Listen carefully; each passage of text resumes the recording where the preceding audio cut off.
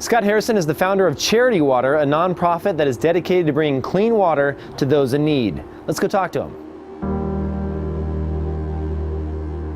So let's start at the very beginning. Where'd you grow up? Dude, I was born in Philadelphia, Pennsylvania, middle-class family. My dad was he was an electrical engineer by background, and he was working at a kind of boring company that made like power supplies, for The computer power supplies? lines. No, like big transformer boxes. Okay. They're called NWL transformers. Mom was a journalist, and they'd moved from Philadelphia kind of to the suburbs and then to South Jersey just to get closer to the job.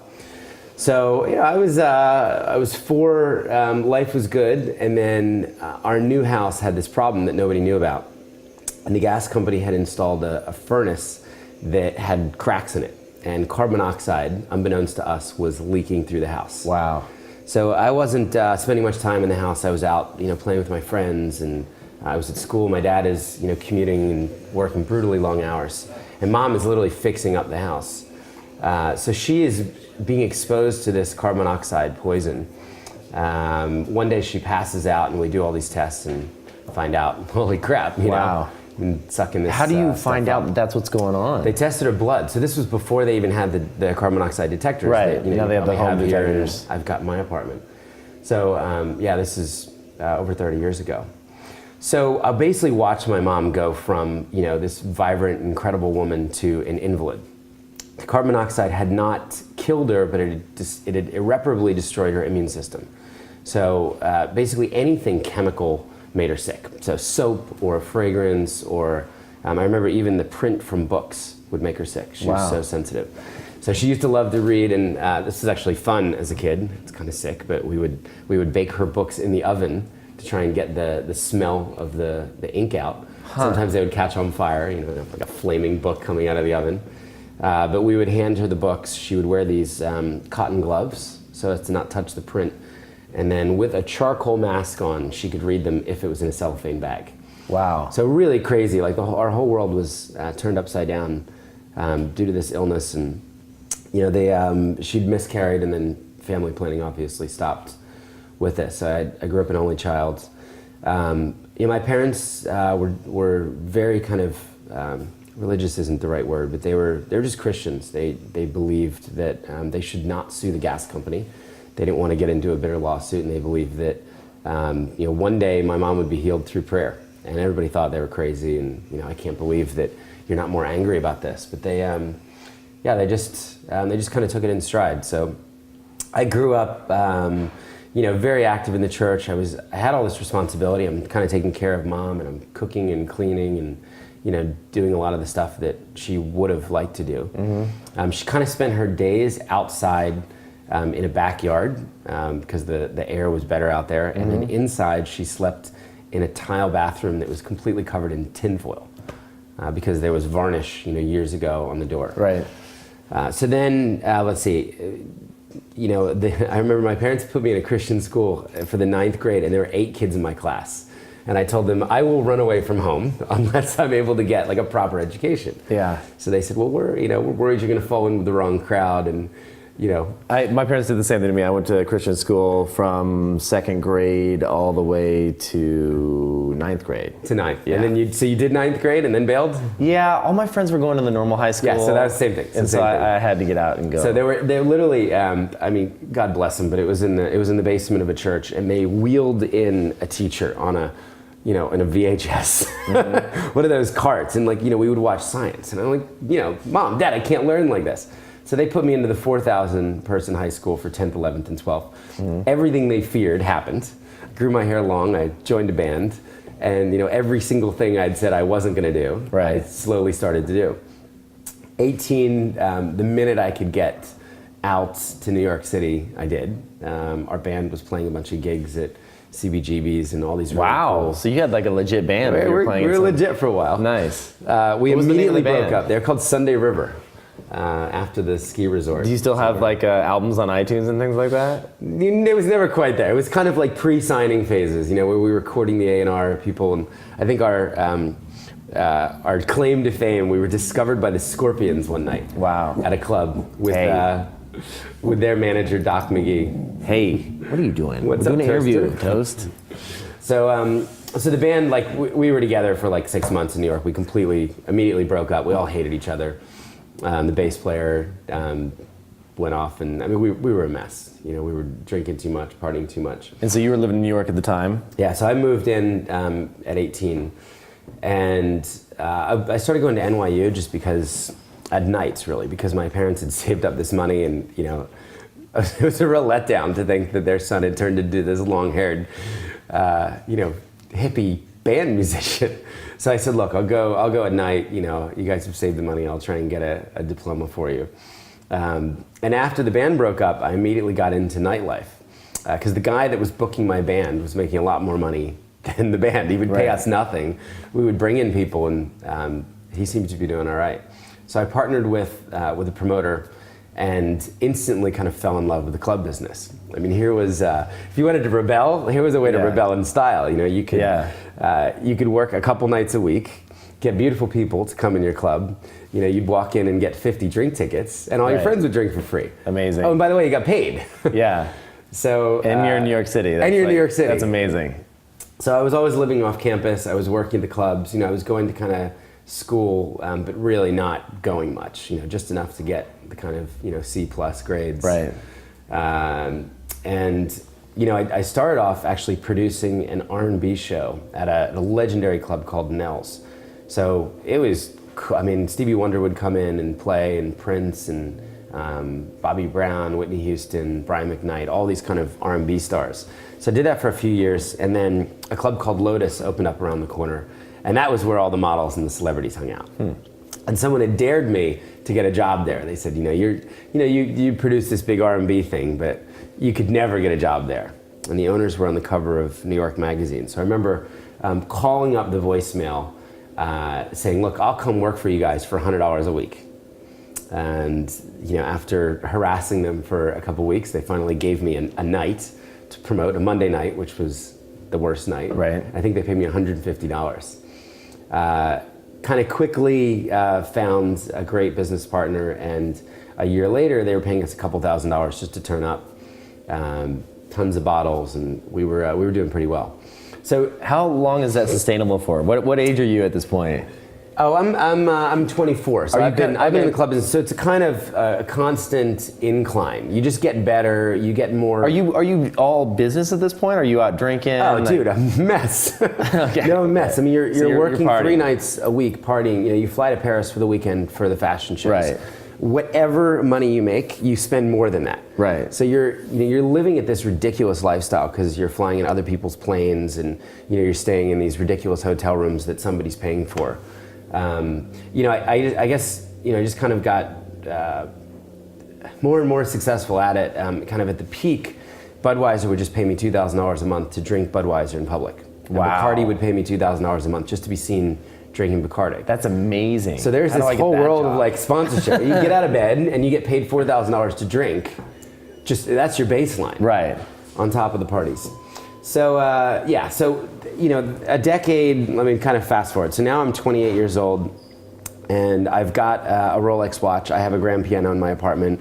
I have a leased BMW and a Labrador Retriever. Oh, and a girlfriend that's on billboards and, you know, in magazines. So all the kind of boxes that I'd wanted to tick, Right. You know, were ticked. Right. So I'm in Punta del Este, and it's New Year's Eve, and this is going to be the perfect vacation. We have servants and horses in this huge house that we've rented, and you know, other people have planes, and I'm watching guys drop $10,000 a hand at Baccarat. We spent $1,000 on fireworks just to blow up in 10 minutes, and on this trip, it hit me. I mean, it was the cathartic moment. I was the worst person I knew. I was the most selfish, sycophantic, arrogant, no good. I mean, I really kind of saw what I'd become. I was emotionally bankrupt. I was spiritually bankrupt. I was morally bankrupt. Every single thing, that I had as a value, I'd walked away from in this kind of slow burn over the 10 years. Mm-hmm. I kind of looked around and nobody else was really happy either. It's almost like the veil was lifted, and there would never be enough girls. There would never be enough money. There'd never be enough status. So and here you're were guys always like trying to get the next big thing, and it's always a little bit out of reach. Yeah. Yeah. And you know, there were 50-year-old guys that had wrecked their marriages, wrecked their, you know, their life with their kids to run around with a 19-year-old model they met at one of my clubs. Right. Who would last 3 months or 4 months. And I was like, well, I do this for a living. Like I'm a polluter. Right. You know, I sell decadence and escapism, and it's not a single redemptive thing about my life. So, you know, I'm doing massive amounts of drugs at this point. Not really addicted to anything, but just out of the boredom of having the same banal conversations night in, night out with the same people. And what age are you at this point? 28. 28, okay. So I start reading theology. My dad had sent me this book called The Pursuit of God by Tozer, and you know, this is almost ironic. You know, I've got headaches every single day as I'm hungover, and I start, you know, reading dense theology, and you know, I guess a different kind of personal faith journey started for me, and you know, faith was something that had kind of been forced down my throat as a kid. And after 10 years of kind of doing it my own way, winding up where I wound up, I looked at it with a different lens. And I came back to New York and I said, you know, what if I were to try to serve God? What if I were to try to live out, you know, a faith without the hypocrisy that I saw as a kid? And what if I actually served others? As I was reading, you know, I started reading the New Testament again, and you know, I read about this guy who just went around like picking up the poor, you know, from the street. And, you know, Jesus wasn't religious. He was kind of he's kind of a badass that looked after others. And I was like, what have I done for 10 years? I haven't made like a charitable contribution. Mm-hmm. I think I threw one nightclub party, Kevin, where I gave like 1% of the door to this organization so that we could make a lot more money. And it was like a percentage. That was my idea of charity. Yeah. So, you know, I flounder for a few months in New York, and I finally found an opportunity just to leave everything behind. You know, I've always been attracted to extremes, and I thought, what would the exact opposite of my life look like? You know, running around nightclubs, what would the opposite of that be? And I started applying to humanitarian organizations with the idea of serving in the poorest country in the world. Africa is very trendy now, but it was not. You know, it wasn't something I was interested in. I mean, you know, I remember those missionaries that would come to church with dirt under their fingernails and they smelled, and I'm like, I'm never going to Africa. Right. I mean, people don't have friggin', you know, food there. It's dirty. They don't have roofs on their homes. But that was kind of where I landed. You know, what if I would actually kind of give back one of the 10 years and serve? So I started applying to humanitarian organizations, and to my surprise, every single one turns me down. You know, they have no interest in taking on a nightclub promoter to their mission in Sudan, or, you know, most of them didn't even know what a nightclub promoter was or how in any way that would be useful. So eventually, I've actually left New York. I've applied to all these organizations. I'm in the south of France, just hanging out in the mountains at a friend's house who just let me crash there to kind of think about things. And there's one organization that has not turned me down yet, and they're called Mercy Ships. So they call me and say, if you're willing to pay us $500 a month to volunteer, you can volunteer.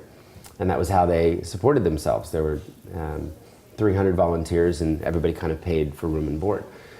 But they said, we're not willing to, you know, hire you as a volunteer. You have to actually come in and meet us first.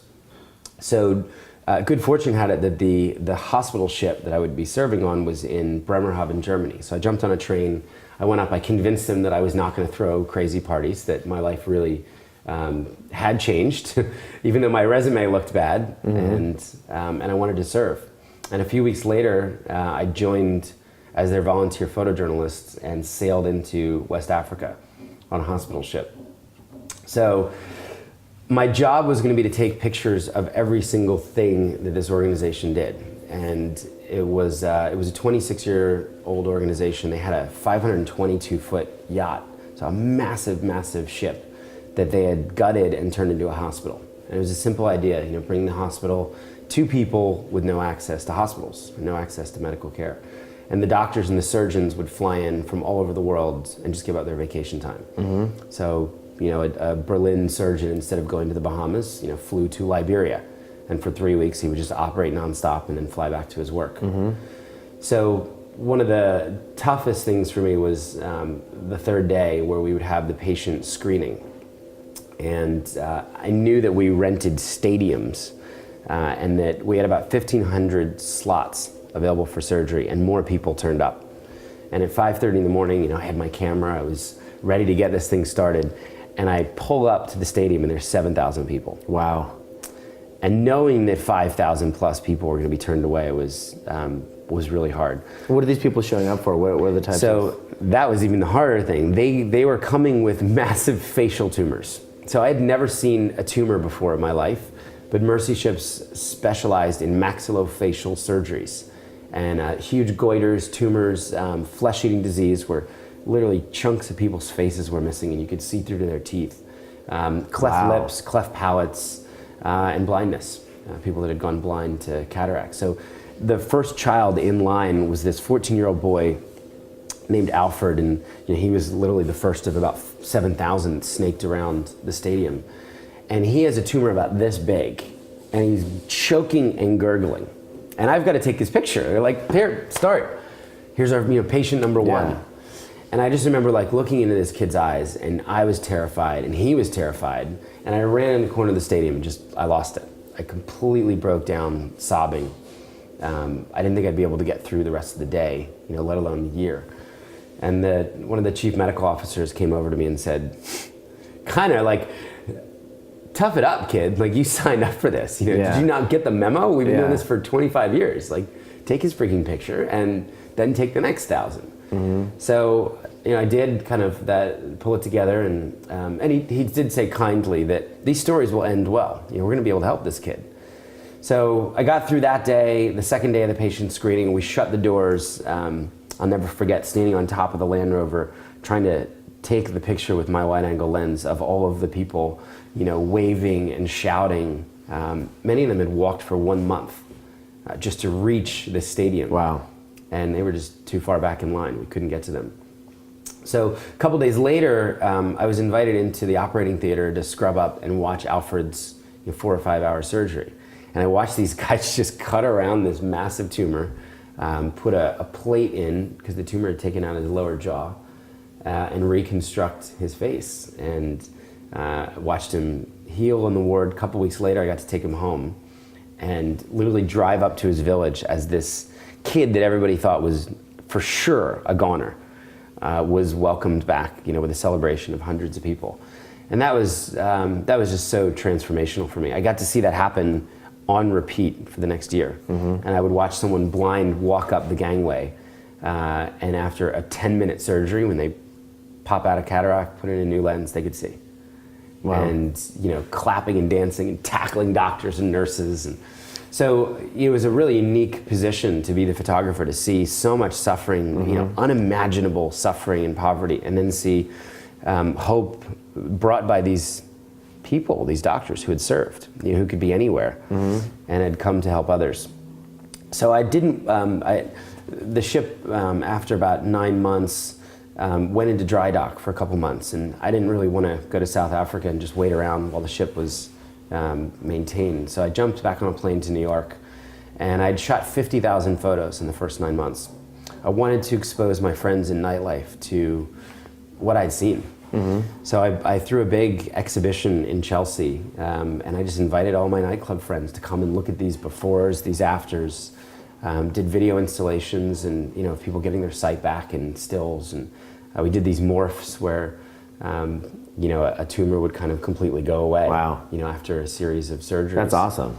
So the show raised about $100,000, which all went to Mercy Ships, and then I jumped back on the ship for another year.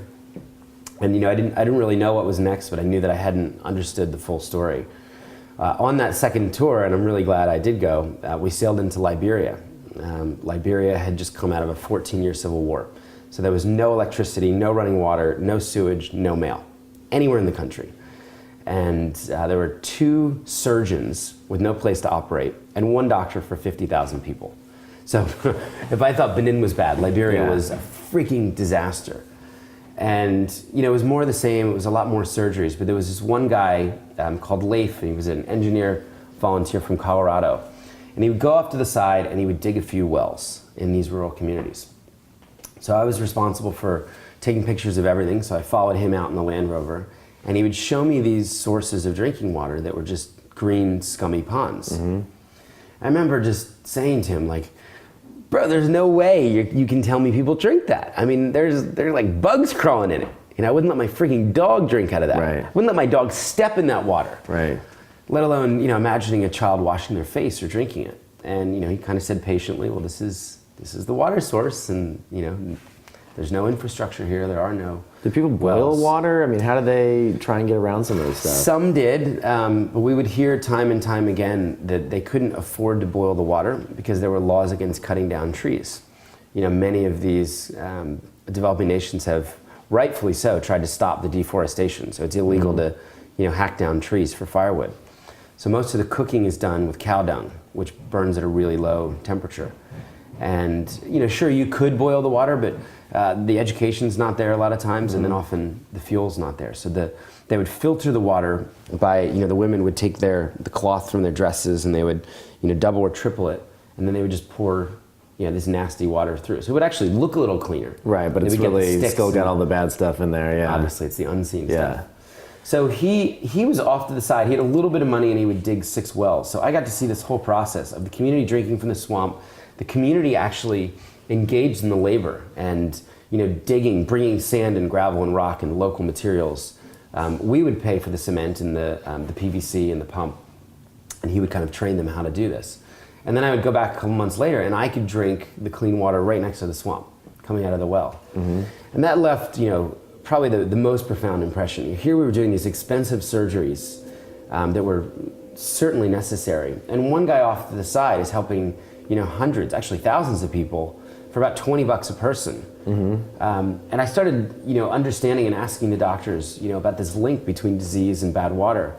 And the statistics were astounding. You know, the World Health Organization had said that up to 80% of disease is caused by bad water and lack of toilets, and lack of sanitation. So, you know, here's a guy kind of answering the question behind the question, attacking a root cause. And that really interested me. So I came back to New York. Now I'm 30.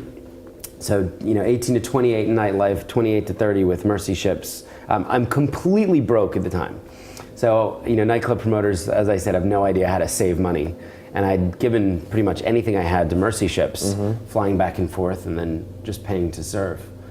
So I'm about $30,000 in debt at the time. But I am, you know, my heart is on fire. I'm going to do this for the rest of my life.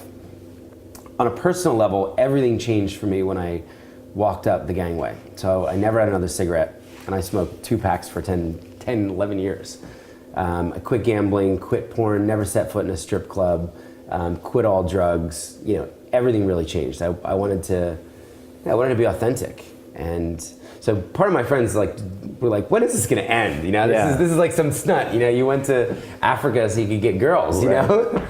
And, you know, they saw me try to build this organization. And, you know, I wanted to kind of do 2 things before I died. I wanted to make sure everybody on earth had access to clean water, therefore impacting health, you know, I believe to a great degree. And I wanted to give people a charity they could believe it. Really wanted to reinvent the space for people my age that were jaded and cynical. Yeah, I'm really curious about that piece of it because, you know, growing up, you get all these flyers in the mail and you see the TV infomercials saying you can adopt a child and all this stuff. And it's like, you know, you're presented with a charity when you're finally at the age where you can give a little back. And it's, there's a lot of, you know, caution. There's a lot of like, you don't really trust people. You always think it's a scam. Like, how did you bring transparency to that process? So what you just said is what I heard time and time again. The black hole of charities, bureaucratic, inefficient. Charities exist just to, you know, pay their own salaries. And, you know, oh, I bet some warlord is driving around a Lexus with my money, you know, in Africa. So what I'd seen, and you know, you'll hear us use the word "see" a lot because we think it's so important. I'd seen, you know, doctors really making a difference. You know, I'd seen this one organization in this hospital ship of people just, I mean, it was incontrovertible they were making a difference. I mean, a blind person would see 24 hours later because the surgeon was there and because someone had given $300 for cataract surgery. You know, I would watch a woman, you know, who had, you know, a cleft lip for 58 years. I'll never forget this woman, Sanafa. 58 years she'd lived with a cleft lip. It's a $280 surgery. And for 58 years, food and water had spilled out of her mouth. Yeah. And I saw it closed up, and she looked like a queen. I mean, she was beaming. She was the queen of the village. For the first time, she could eat properly. Yeah. So and then I saw the water projects, well after well after well, where a community was drinking from a swamp, and now they were drinking clean water. So I really believe that the money did make a difference, that there were amazing people that had given up their lives to serve others. But certainly it was marketed terribly. And there were a lot of inefficient charities. There were inefficient charities that didn't publish their numbers, that didn't do tax receipts for 6 years, that basically gave the finger to all of the IRS standards. Mm-hmm.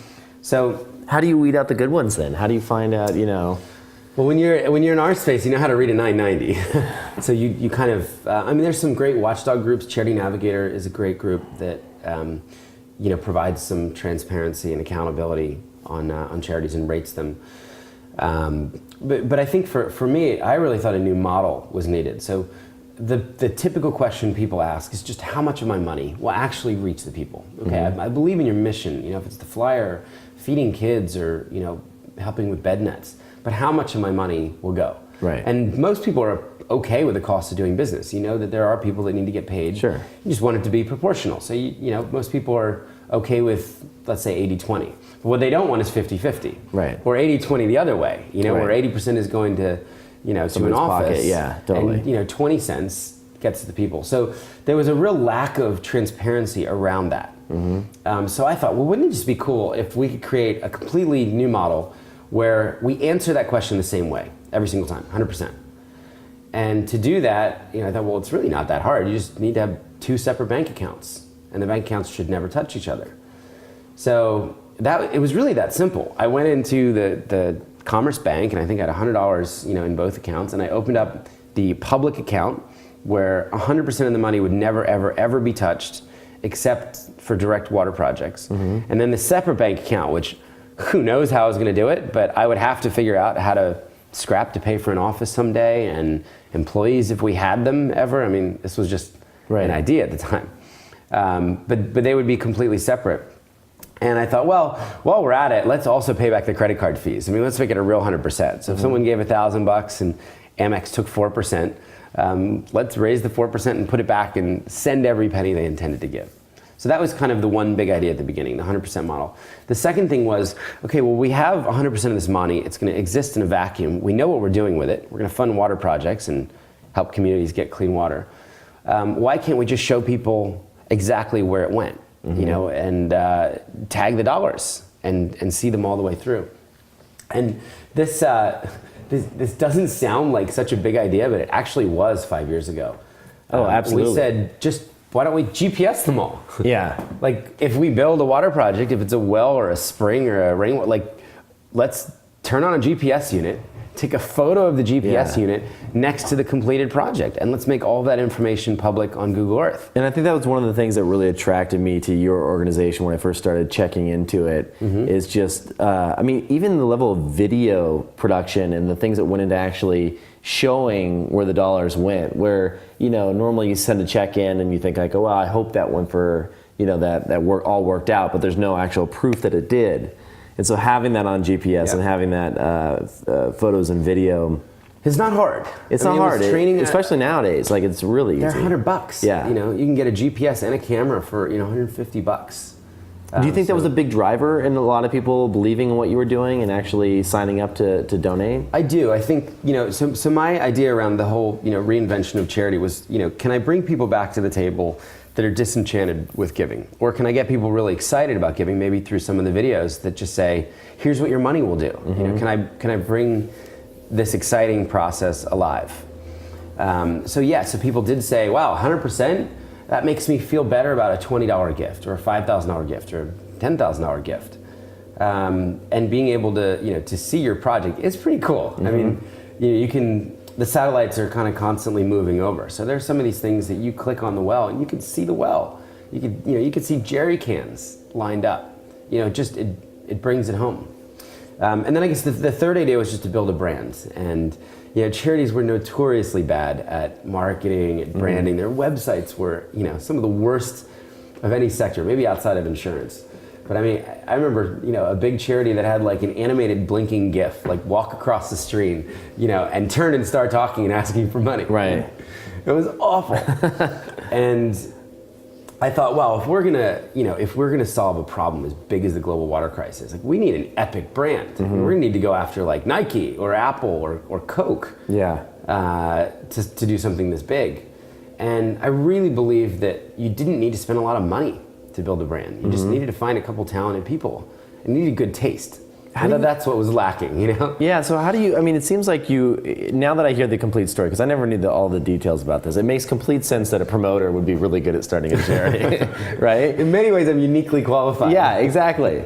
I'm curious, like, how do you go being one person with an idea and seeing this to actually going and bringing on employee number 2 and 3 and 10? And like, what does that process look like? And how do you convince people to give you money? Like, especially in the very early days. Like, so hard, Kevin. Yeah. It's so hard. I would imagine. Kind of charity 1.0, there's, the first employee was someone who had been with me on the ship. So she had seen it. And, I think the conversation was like, if you come to New York, maybe I'll be able to pay you $30,000 a year someday, But right now, like, you got to find a friend's couch to crash on. I'm crashing on a couch, and we're gonna work like in a living room.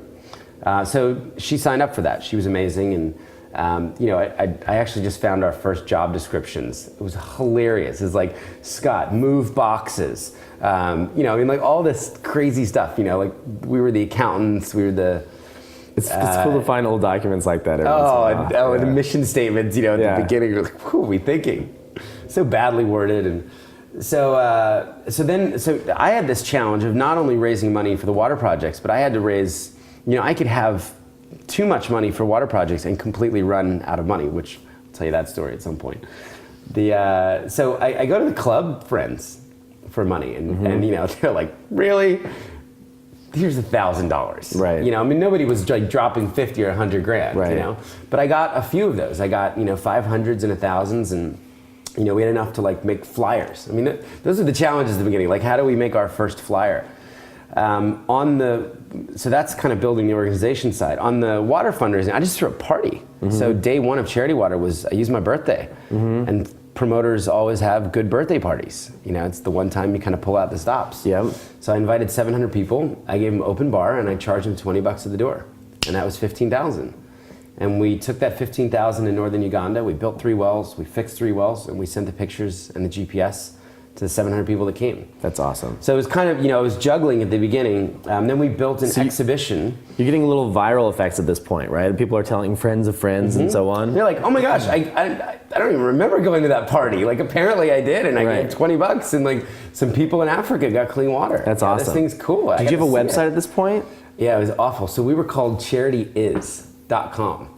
And then someone said, actually, you should be a .org. Right. I had no idea. The backstory is so it was Charity Is because I was going to reinvent charity, and the website looked like Charity : and all these issues: education, malaria, AIDS. Water was the one that we were going to start with, but I was going to go all Richard Branson at some point. Right. Which you still can. End all eventually. poverty, known to mankind. Before I realized how big water really was. So we were Charity Is. So employee number 1 was Lainey. So then I needed a designer because design was so important to me. And on our month 1 was the party, which we raised 15 grand. Month 2, I'd scrapped together a friend that built sets at MTV, and I'm like, we're going to take this issue to the streets of New York City. And I got this idea to take dirty water from our ponds and our rivers and put it in these glass tanks and show people in Central Park. I saw a photo of this. It looked amazing. What it would look like. Yeah. So we had no money for this thing, and a set builder at MTV helped me put it together, and we were getting donated wood, donated printing. I'm haggling over the plexi boxes. They're gonna hold this nasty water, and we pull it off. I harassed the Parks Commissioner's assistant, and they wound up waiving $40,000 of permit fees because we had like $6 grand in the bank, total. And we using 100 volunteers and a donated truck. Took this exhibition from park to park to park, and we sold $20 bottles of water. So there was this like huge water tower that you would roll up on Union Square, and you'd see these pictures of people drinking dirty water. You'd see glass tanks, and you'd see a huge water tower, and you'd buy a $20 bottle of water. And that was So at that exhibition, one of our volunteers was this girl named Victoria, and I was talking to her afterwards, and I said, "What do you do?" And she says, "Oh, I'm a designer at this company called Superfad." And the thing with designers is there are a lot of designers, and the ones that say they're really good, you have to worry about. Right. So she was like that understated, "Oh, you know, I'm okay." Right. I bet she's really good. Totally. Didn't That's sell, exactly how because they're designers like, work. "I'll design for you, Yeah. Kevin." Like I love design. Yeah, I'm really good at Microsoft front page or whatever, and you're like, I really don't need you to So do there my was something, website. I was like, I bet she's really good. So I looked at her That's website. amazing. She was really good. She starts moonlighting. So she's working this day job at Superfad, working on Toyota and Clinique and Time Warner. And then she's working at night, on our website, which I had designed it. It was appalling. I had good taste, but no skills. I'm just like you. I can get the I bare can see it, minimum. but- Yeah, exactly. You know what's good, but you're not really. So I eventually, a donor steps up. Now we're kind of moving the ball and starting to look a lot more legitimate, and we're getting some press. And I'm just, 2 a.m, I'm just like writing CNN and Fox, anybody that'll, talk about our stories. We're starting to get some pop and some press. And I offer her $48,000 a year, which is a pay cut from what she was making. And I said, well, you got to give up your health care as well, because maybe someday, but I'd love for you to work full time, because I think design is the most important thing, getting this thing really off the ground. So she does, and she starts at Charity Water, and she says, well, I really should go to the field and understand like what the heck it is you guys do and what I'm going to be designing. And I'm like, that's all you. I don't have any money for that. So she runs up her credit cards, goes to Liberia, comes back from Liberia completely moved, by the importance of the water, the need, and the work there, and she gets a fever. Working in the office one day, and I'm like, oh no, you have malaria, don't you? Send her into Beth Israel. She has freaking malaria. No way. She gets a $40,000 hospital bill. Wow. Now, I don't think I have that much in the bank. And of course, we're gonna have to take care of her, so I'm thinking like payment plans, that's her whole salary for a year, you know? She's just given up her health care. We've got a lot of faith, so we prayed about it, and she gets the idea to call her employer 3 weeks later, and due to a crazy bank error, they had not disconnected her employment. And they said, we love the work that you're doing, we'll cover the whole bill. Wow. So it completely went away. She's now my wife. No way. So That's a great story. You have like so Employee many number two, amazing stories for this. This is so awesome. we worked together for a year, and then I think we were like 6 or 7 employees. I was like, hey, have you ever thought of like? She said, yeah. Wow. So we dated for a year. We're engaged and got married a couple years awesome. ago. Congrats. So I literally married the brand. That's crazy. That's how deeply I care about That's hardcore. That runs deep. and she's amazing, obviously. So tell me about some of the, you've done so many really cool, innovative campaigns to get the word out there. Have you tried stuff that hasn't worked? Like, how do you gauge where to spend your time? So we're not data driven at all, and I think that's something that as we grow up, we're talking about and we want to change. But it's just been intuitive. It's just been like, hey, let's go put dirty water in tanks. Let's go make a movie with Jennifer Connelly and have her give her kids dirty water. Do you think Jennifer would do it? Do you think And we've been really Right. fortunate that I guess the ideas haven't sucked. The birthday idea has been huge for you, right? That's the biggest. So that's the biggest, and we stumbled onto that. So day one was my birthday party in a nightclub, and I called in favors. A year later, I was looking for more impact or more scale, and I could not in my brain scale the nightclub experience. I guess it would look like 1,000 people instead of 700, or 30 at the door, or 40, but it wasn't real money. I thought, well, what if I really want to throw a party anyway. What if I just tell everyone to stay home and donate the cab fare and the drinks, the tip they would have left. Mm-hmm. So I kind of got this idea, well, what if I asked for my age in dollars, $32. Almost everyone I know has $32 they can give to charity. Right. So I just put that out by email, and I raised $59,000. I'm like, wow, this is great. I spent no money. Right. Didn't throw the party, and raised $59,000. Now I have everybody's email, so I can show them Right. exactly where that money went. That's awesome. And I can connect them. So I went and drilled that birthday well live via satellite. That was one of the other ideas, was these live drills. If we can connect the 1,000 people that gave $32 or 1,500 people to the first wells being drilled with their money, and we actually put their names on that one. So that then continued where a 7-year-old kid in Austin, Texas, took the same idea, and he starts knocking on doors asking for $7. He raises $22,000. Wow. And then there's like, holy cow, this is a big idea. You know, every single person in the world could care about clean drinking water. I mean, it's a pretty broad cause. You know, you don't even begrudge your enemy, you know, clean drinking water. Yeah. And everyone has a birthday. They have one every year. How many people have done it so far on the site? Oh, tens of thousands. I mean, That's it's probably awesome. raised, you know, $15-20 million. That's great. So it's actually, you know, where we're putting a lot of effort now trying to scale. The beauty is, you know, even if you're 9 and you only raise $9, with integrity, Charity Water can show you where the $9 went. So your one donor that, you know, broke the piggy bank for the $9 can get to see, you know, what community they've affected. So that idea we just kind of stumbled onto, and then we said, well, you know, this idea of you know, fundraising by others is a lot more efficient than us building a big, you know, fundraising department or direct mailing or any of that classic stuff that never really worked anyway. So, you know, some friends were climbing Mount Kilimanjaro, and I said, you know, why don't you guys see if you can raise $1 a foot? Challenge you, $19,000. And they raised 30. And then people started popping up with the craziest ideas. We had someone walk across America, which took 4 months. Chris Sacca, you know, who I think has been on this show, biked across America. Yeah. We had a 9-year-old eat rice and beans for a month, trying to build one water project. She wound up, you know, raising 15 grand for 3. So incredible. People skydiving, kite surfing. We had scrapbookers raise $50,000 for clean water, you know, selling their scrapbooks. I mean, crazy stories started popping up all around the world as people said, I don't have a lot of money to give, but maybe I could go and do something creative and get my community involved. Yeah. So, you know, as far as ideas that didn't work, you know, we've had some like campaign videos that, you know, we feel like we just, you know, they weren't quite as strong. I think we've been fortunate so far. I mean, we are so easily bored that, you know, we're always putting content to the test. Like, would we watch this? Like, do we think this sucks? Like, you know, do we want to share this with our friends? Yeah. So I think a lot of the stuff that fails, you just haven't seen. Yeah. Like, we'll just kill a project and That's be smart. like, you know what, nobody's gonna like this video.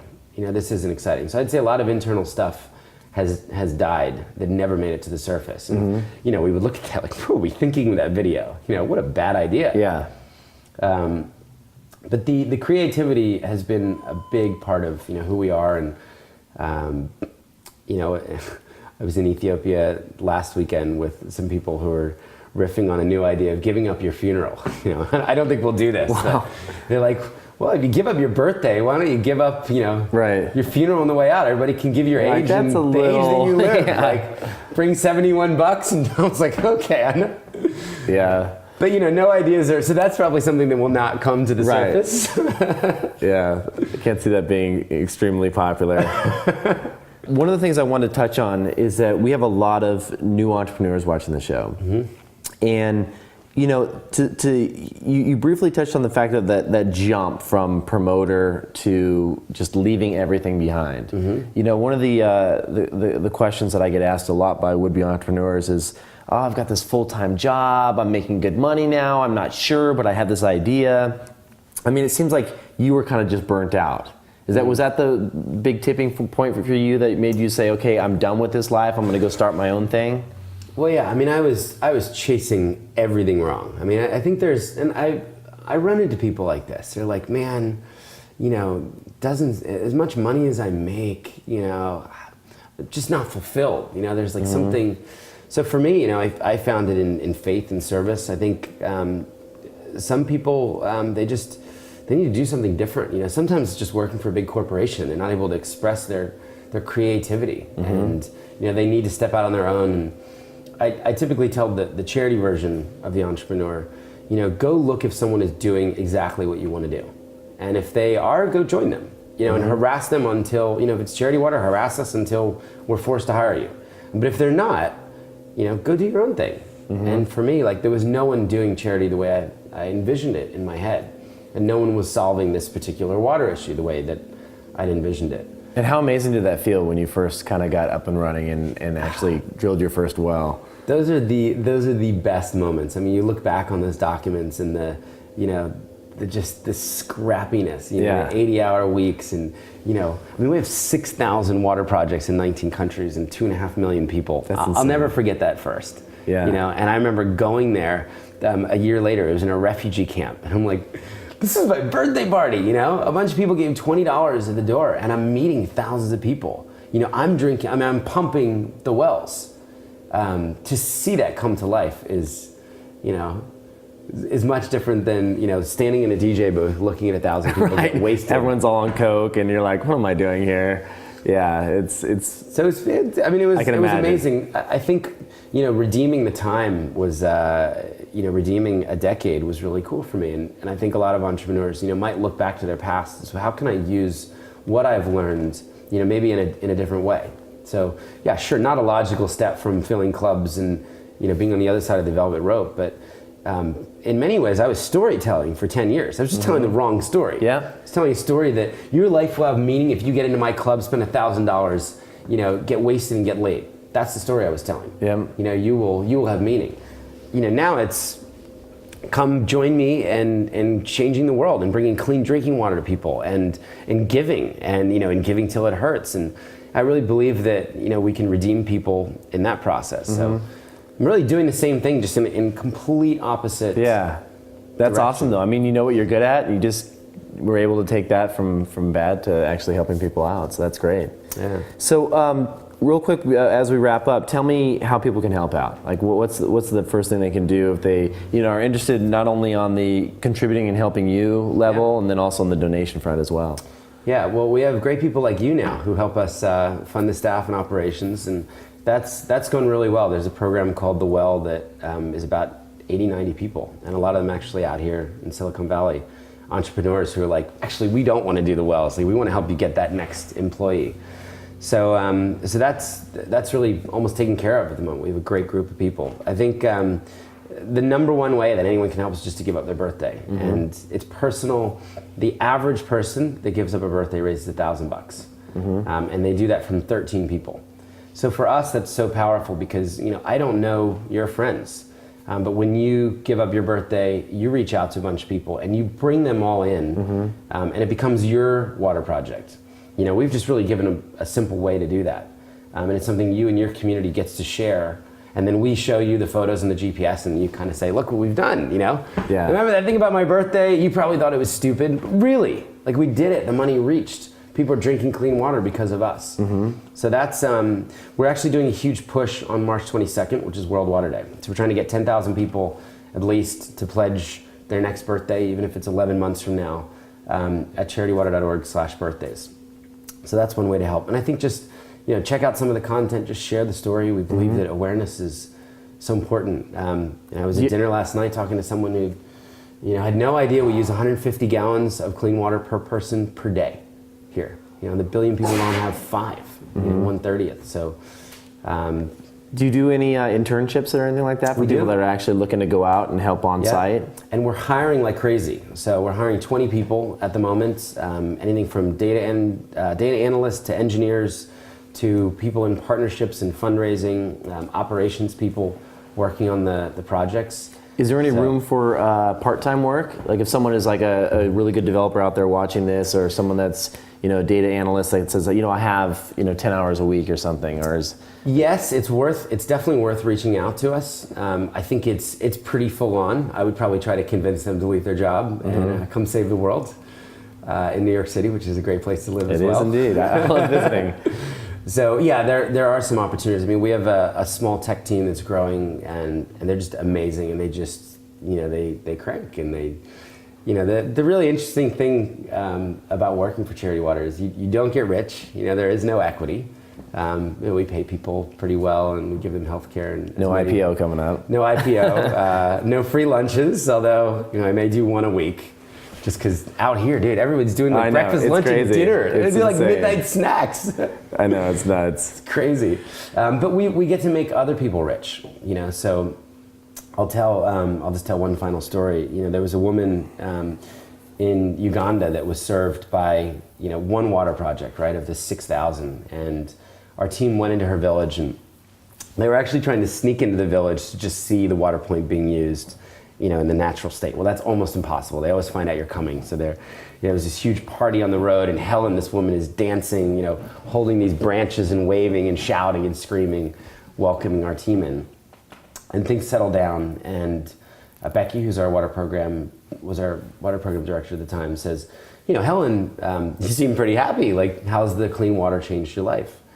And Helen explains that before she had to walk quite a bit for water, and she would take 2 jerry cans. So a jerry can is this 5-gallon bucket that weighs 40 pounds. So she basically carried 80 pounds of water.